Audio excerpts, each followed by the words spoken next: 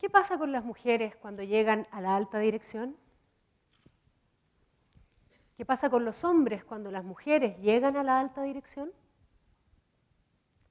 ¿Es posible enfrentar los desafíos de las empresas actuales con la proporción de mujeres y hombres que tenemos en la alta dirección? ¿Por qué me hago esta pregunta? En la vida uno se hace las preguntas dependiendo de la vida que ha tenido y de cómo la vida te ha ido marcando a lo largo de los años. Vengo de una familia de mujeres valientes que forjaron sus vidas y se atrevieron a tomar las decisiones que quisieron para vivir las vidas que quisieron vivir, viviendo las consecuencias que eso implica. Fui a un colegio mixto, pero que en esos años era principalmente de mujeres. Habían algunos hombres, por ahí teníamos compañeros. Y eso hacía de alguna forma que la voz femenina siempre tuviese un lugar, fuera valorada. Estudié psicología, me especialicé en psicoterapia y seguí en un mundo femenino donde los contextos eran principalmente de mujeres y no solamente eso, sino que las dinámicas de trabajo también eran muy femeninas. No fue hasta que tuve 34 años, cuando entré al mundo de la consultoría, al mundo de las empresas y al mundo del liderazgo, que me di cuenta que había algo ahí que yo no conocía. Empecé a sentir que había un tono distinto, que las cosas tenían un ritmo distinto. Me costaba un poco leer de qué se trataba, pero empecé a sentir la necesidad de hacerme un lugar, algo que era totalmente nuevo para mí. Me sentía desempoderada.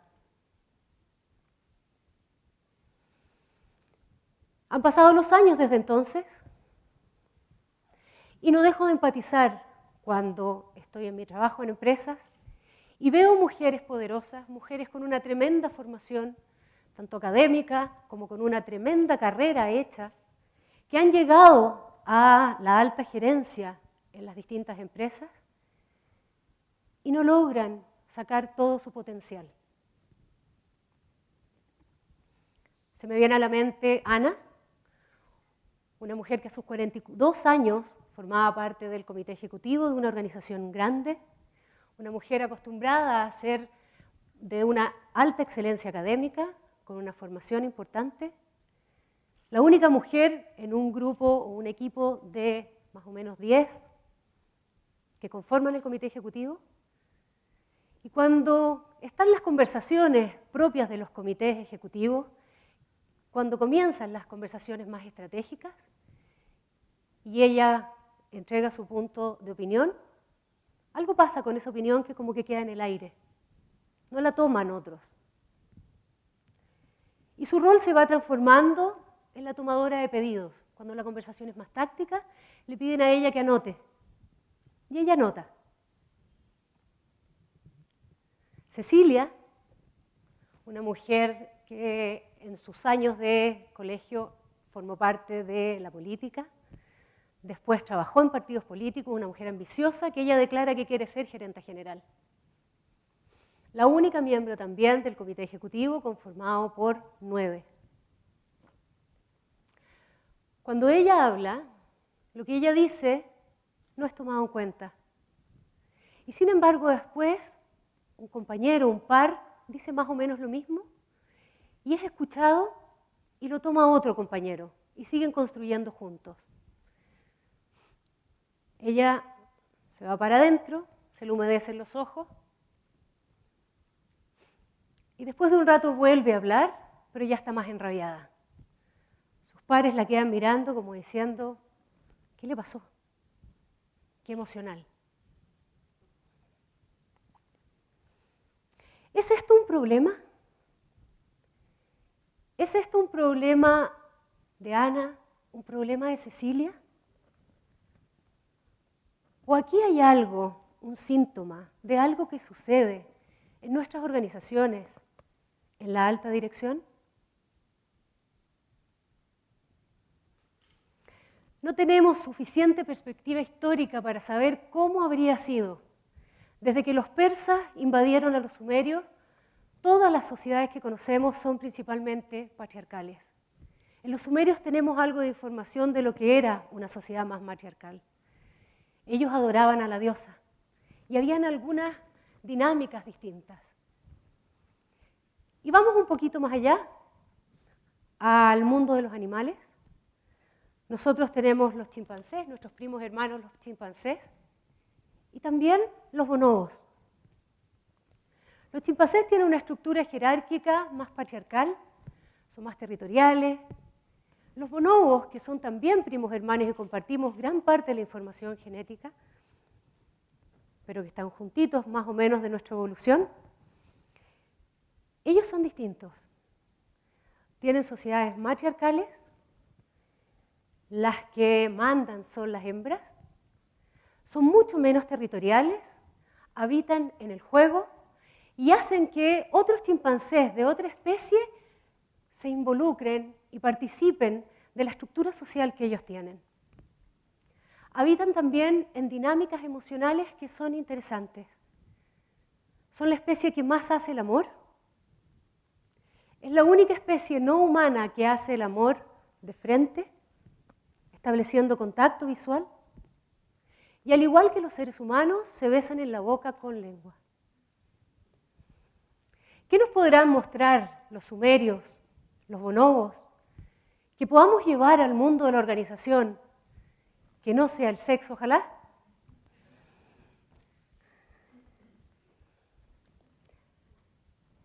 ¿Qué pasaría si hubiesen más mujeres en la alta dirección?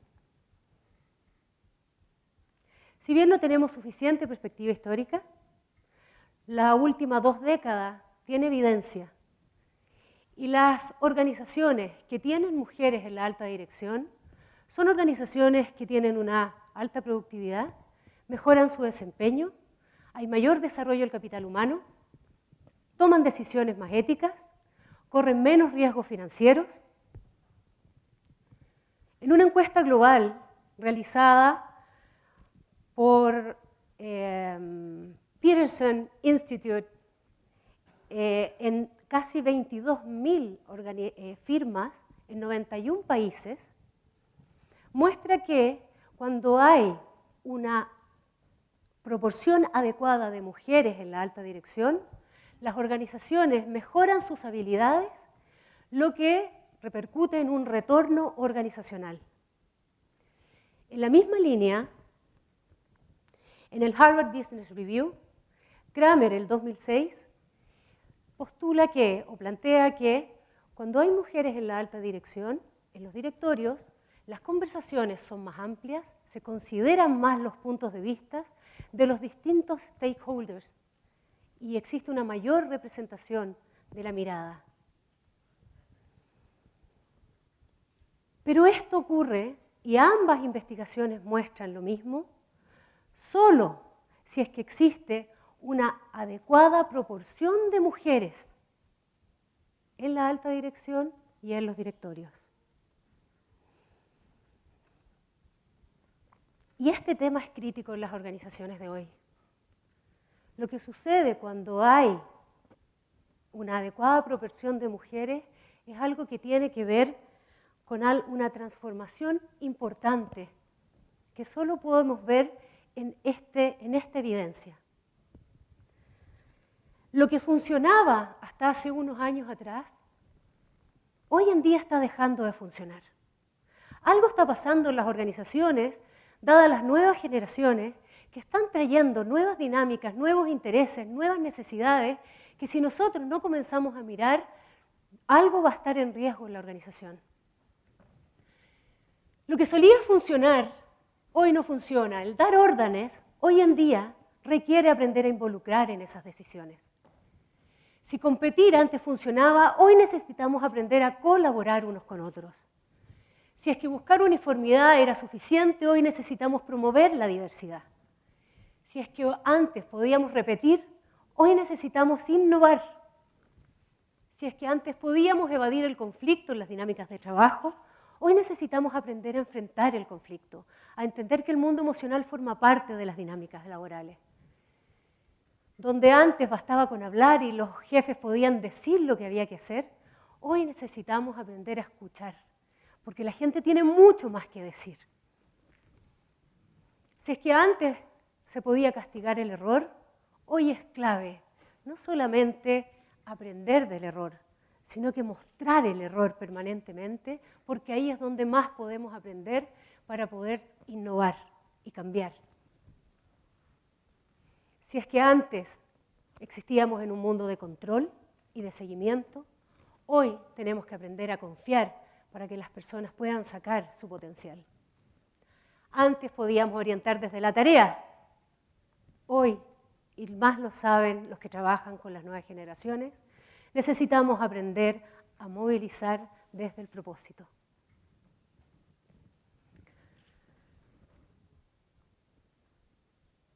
Pero ¿qué pasa cuando la mujer entra en la alta dirección? Algo sucede ahí que es clave. Porque lo que pasa acá es que el mundo que estamos viviendo requiere de lo femenino. Y lo femenino que habita ahí no es un patrimonio de la mujer. Lo femenino habita en hombres y en mujeres. Lo femenino tiene que ver con esta posibilidad de colaborar, con la posibilidad de enfrentar el conflicto, con la posibilidad de escucharnos, de entender que hay algo ahí que es importante que aprendamos a construir juntos. La mujer viene dotada de esto, sí, pero no es patrimonio de ella. Y cuando la mujer entra en la alta dirección, algo sucede que necesitamos aprender a mirar.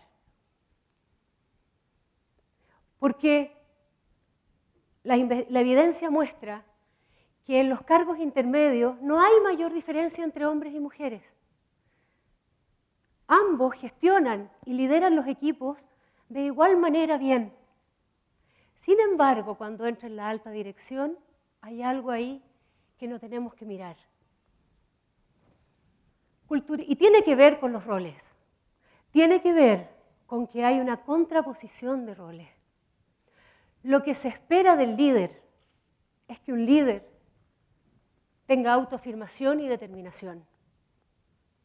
Lo que se espera de una mujer es que la mujer sea contenedora y receptiva a los demás. Y cuando la mujer entra en cargos de liderazgo, entonces se ve expuesta a esta contraposición. Y haga lo que haga, se ve perjudicada simplemente porque lo que se espera de la mujer no calza con el estereotipo del líder, que es principalmente masculino, que se ha construido en nuestro paradigma más patriarcal. Y esto es interesante de ver porque en este lugar ponen tanto las mujeres como los hombres a la mujer. Y no logra satisfacer las expectativas. Porque si satisface las expectativas femeninas, entonces deja de ser un buen líder. Si satisface las expectativas masculinas, deja de ser lo que se espera de ella como mujer. Hay otra importante variable que tenemos que considerar y que tiene que ver con el mundo emocional. Esta transformación social habita mucho más lo emocional. Y las mujeres tenemos algo importante ahí, tenemos un recurso enorme. Dada nuestra responsabilidad con la evolución, hemos criado a nuestros hijos, hemos tenido que amamantar, y desde ahí tenemos distinciones emocionales que son tremendamente importantes para lo que viene. Llevar esto al mundo de las organizaciones no es fácil. En el mundo de la organización, emocionarse no es bienvenido. ¿Y qué hace la mujer con todo ese potencial que tiene ahí y con esa carga biológica? ¿Sucede algo que le importa? Por ejemplo, opina en un comité, ¿no es considerada? Se afecta, ¿verdad? Se emociona, pero inmediatamente se dice a sí misma, no debo emocionarme. Y cuando uno se dice a sí mismo, no debe pasarme lo que me está pasando, inevitablemente se inseguriza o se tiene que masculinizar, lo cual tiene una repercusión en su autoafirmación. Y estas cosas son claves a poder entender, porque es difícil estar en ese lugar. Es difícil para la mujer en alta dirección existir en un lugar donde la mayor parte de su grupo son hombres. Las estadísticas muestran que las mujeres a nivel mundial en alta dirección están en un 24%. En Chile un 8%. O sea, es 1 en 10, casi 1 en 10. Si yo fuera esa mujer, puedo empatizar con Ana y puedo entender lo difícil que puede ser estar ahí.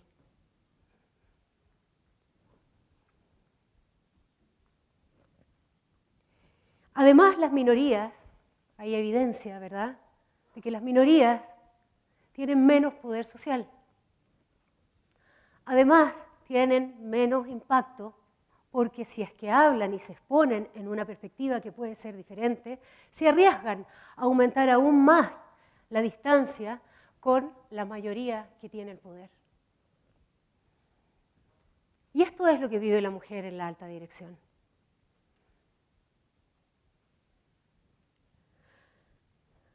En los años 60, en Estados Unidos, en plena movimiento feminista, se comenzó a aplicar políticas en las cuales iban a incluir más mujeres, ¿ya?, de discriminación positiva. Y a partir de estas políticas se aplicaron en la Sinfónica. Y comenzaron a meter mujeres en la Sinfónica que hasta ese momento solamente eran hombres. ¿Y qué creen ustedes que pasó? No sonaban mejor. Algo pasaba que el resultado de eso no era mejor que cuando eran solamente hombres. Los hombres se sentían incómodos, las mujeres se sentían poco acogidas, y cuando eso se llevaba a un sonido, el sonido no era lo que se esperaba. No fue hasta que pusieron un 30% de mujeres en la Sinfónica que ese sistema pudo vivir el desafío adaptativo que necesitaba vivir para generar el aprendizaje necesario para poder sonar mejor que antes. No basta con subir mujeres a la alta dirección si es que va a ser una mujer. Para que el cambio social sea posible y para que el sistema pueda vivir el desafío adaptativo que implica, necesita que la proporción sea al menos de 30. Y por supuesto no basta con el número. Una vez que logremos llegar en esa proporción a la alta dirección, va a depender de la valentía de cada una de esas mujeres que esté ahí para poner los temas relevantes y sostenerlos cuando no sean tomados en cuenta. Va a depender de las alianzas que armen esas mujeres para movilizar lo que quieran movilizar y acompañar a sus pares al aprendizaje que esto puede traer. Y va a depender de la valentía de los hombres, de querer tener en sus equipos mujeres fuertes, mujeres valientes, mujeres con una postura. Y también de la valentía para que ellos mismos se permitan despertar su propia parte femenina.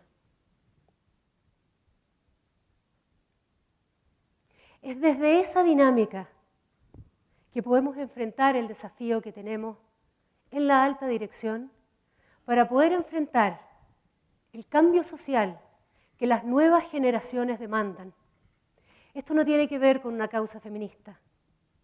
Esto tiene que ver con el futuro y la sostenibilidad de las organizaciones. Este es un desafío de todos. Muchas gracias.